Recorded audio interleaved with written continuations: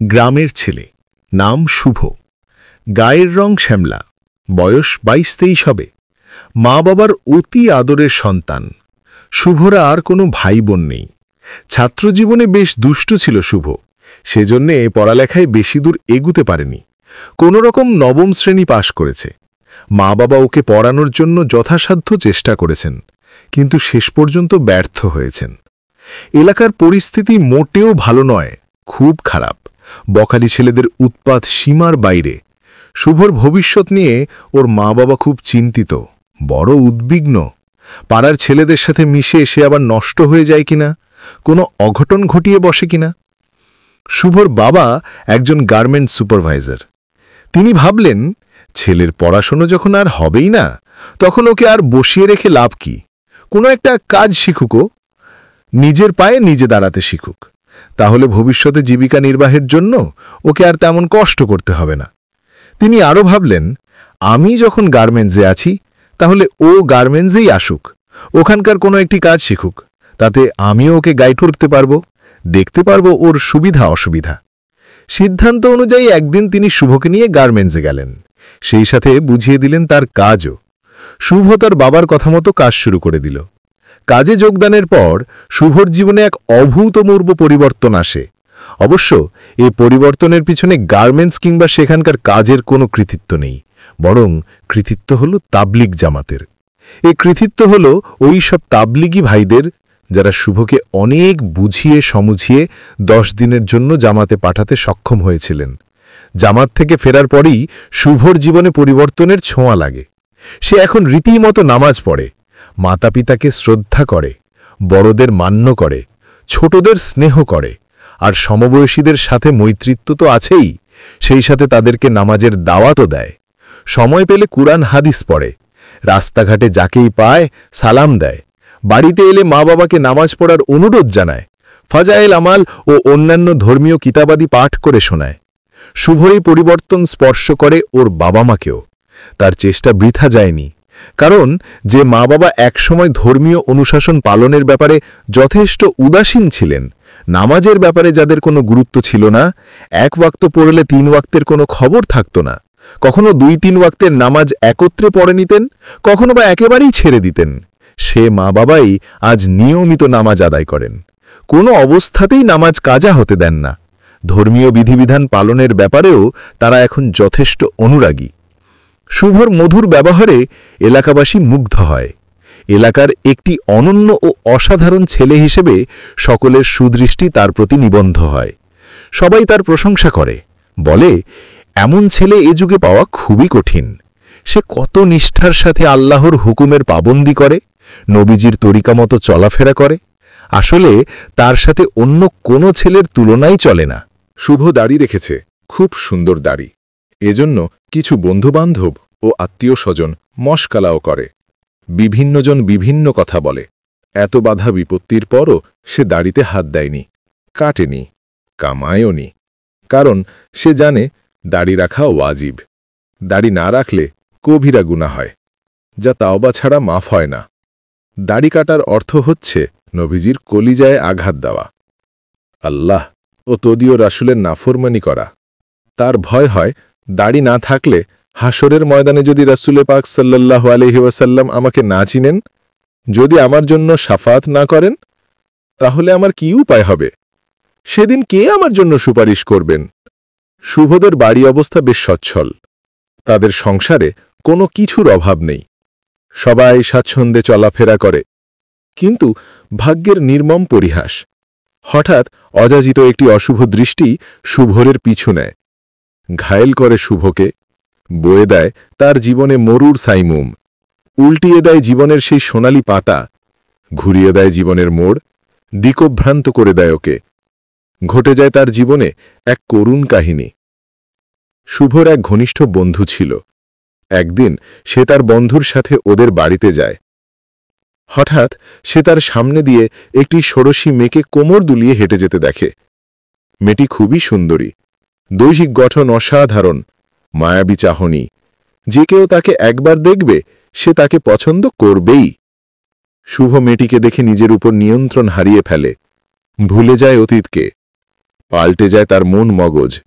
মেয়েটির দিকে অপলোক নেত্রে চেয়ে থাকে। মুহূর্তের মধ্যে সে কল্পনার রাজ্যে হারিয়ে যায়। ভাবতে থাকে, এত সুন্দরী মেয়ে, তাকে জীবনসঙ্গিনী বানাতে পারলে জীবনটা সার্থক হবে। হ্যাঁ, তাকে যে কোনো উপায় বধূ বানিয়ে ঘরে তুলতেই হবে। শুভর চিন্তা চেতনায় এখন শুধু সেই মেয়েটি। সারাক্ষণ কেবল একই ভাবনা, একই জল্পনা কল্পনা। মেয়েটি কে? কি নাম তার? কোথায় তার বাড়ি? কি করে মেয়েটি? এসব জানার জন্য সে মরিয়া হয়ে ওঠে। দ্রুত তার খোঁজ খবর নেয়। অবশেষে জানতে পারে মেয়েটির নাম সায়মা, তার বন্ধুর ফুফাতো বোন। শুভ দুর্বল হয়ে পড়ে সায়মার প্রতি। সে তাকে মন প্রাণ দিয়ে ভালোবাসতে শুরু করে। এখন তার একটাই ভাবনা, যেমন করে হোক সায়মার মন জয় করতেই হবে, বানাতে হবে অর্ধাঙ্গিনী। একদিন শুভ তার বন্ধুকে নিয়ে সায়মাদের বাড়িতে যায়। ওদের বাড়িঘরও তার বেশ পছন্দ হয়। এতে সায়মার প্রতি তার অনুরাগ, আকর্ষণ আরও বেড়ে যায়। শুভ সায়মার পিতামাতার সাথে নম্র ভাষায় কথা বলে। তার ব্যবহারে তারাও মুগ্ধ হয়। ভদ্রের নিয়ে সায়মার বাবা জুমার নামাজ পড়তে যান। নামাজ শেষে একত্রেই বাড়ি ফেরেন। অতপর খানাপিনা করেন ওদেরকে নিয়েই।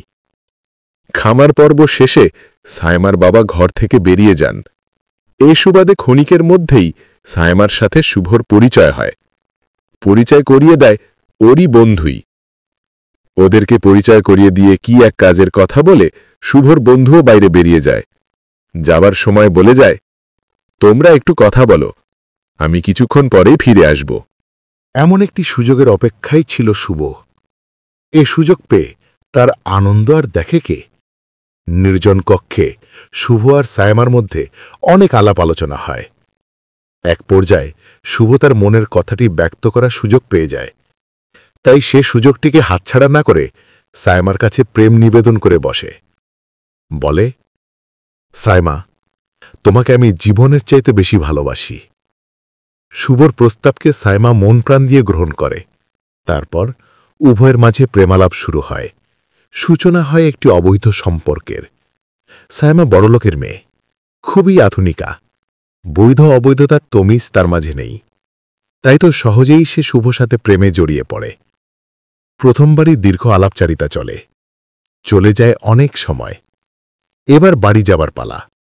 কিন্তু পাগল মন শুভকে সেখান থেকে আসতে দেয় না। মন চায় শুধু সেখানেই থাকতে। অনেক কষ্টে সেখান থেকে রওনা দেয় সে। আসার সময় সায়মা তাকে একটি ছবি এবং মোবাইল নম্বর দিয়ে দেয় আর বলে, মোবাইলে কিন্তু অবশ্যই যোগাযোগ রাখবে। বাড়িতে আসার পর থেকে সায়মার সাথে শুভর মোবাইলে কথাবার্তা শুরু হয়। রাত জেগেও সে কথা বলে। অনেক সময় খানাপিনার কথাও স্মরণ থাকে না। সময় অসময়ে শুধু আলাপ আর আলাপ। এভাবে পার হয়ে যায় বেশ কয়েকটি মাস। ছেলের এই আকস্মিক পরিবর্তন বাবার চোখকে ফাঁকি দিতে পারেনি। তিনি টের পেয়ে যান, জেনে ফেললেন সবকিছু।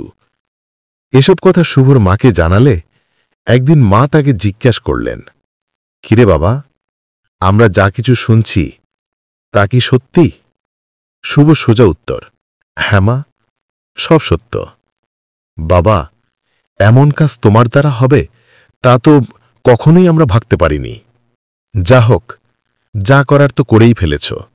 এবার এই ধ্বংসাত্মক পথ থেকে ফিরে এসো। না মা, এ পথ থেকে ফিরে আসা আমার পক্ষে সম্ভব হবে না। ওকে ছাড়া আমি বাঁচব না। এই একটি মাত্র কাজ ছাড়া তোমরা আমাকে আর যাই বলো, আমি তা বিনা বাক্য ব্যয়ে মেনে নিব। দ্বিতীয়টি কথাও বলবো না। বাবা, তুমি জানো না যে বিবাহপূর্ব প্রেম ভালোবাসা মানব জীবনে অকল্যাণ ডেকে আনে, সুস্থ মানুষকে অসুস্থ করে তোলে, জ্ঞানবান মানুষ হয়ে যায় জ্ঞানহীন? হ্যাঁ মা, তা জানি। এ পথ যে কতটা বন্ধুর ও ভয়ঙ্কর তা আমার অজানা নয়। কিন্তু কি করব? আমি যে অপরগ। আমি যে মনকে কোনোভাবে ফিরিয়ে আনতে পারছি না।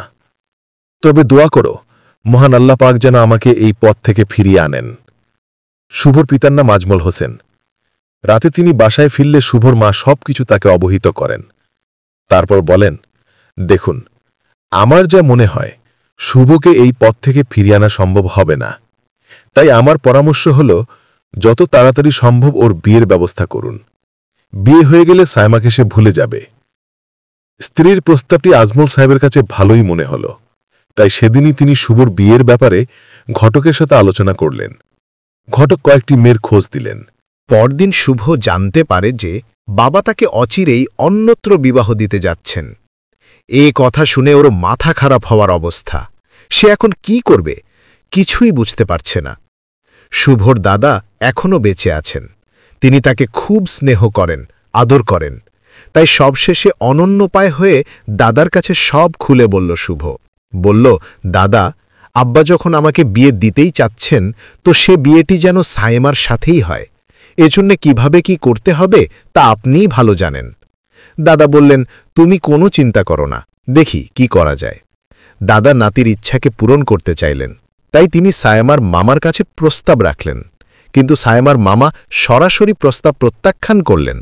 বললেন, সায়েমার সাথে শুভর বিয়ে এ এক অসম্ভব কথা। সেখান থেকে ব্যর্থ হয়ে শুভর দাদা আজমল হোসেনের সাথে এ ব্যাপারে আলাপ করলেন। অবশেষে উভয়ে পরামর্শ করে অন্যত্র পাত্রী দেখার সিদ্ধান্ত নিলেন।